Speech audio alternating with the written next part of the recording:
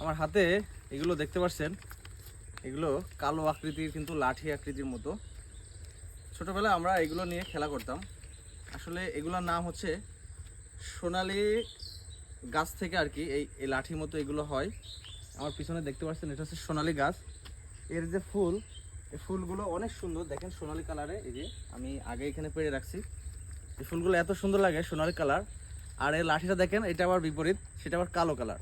আমরা ছোটোবেলায় এই লাঠি দিয়ে, পুলিশের হাতে যে লাঠি থাকে, আমরা পুলিশ পুলিশ ভাব নিয়ে ছোটোবেলায় আমরা কিন্তু এগুলো খেলা করতাম।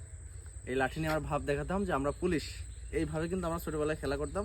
আর এই ফুলগুলো দিয়েও আমরা রান্নাবান্নার কাজে ইউজ করতাম, যেটা শাকসবজি বা মাংস হিসাবে।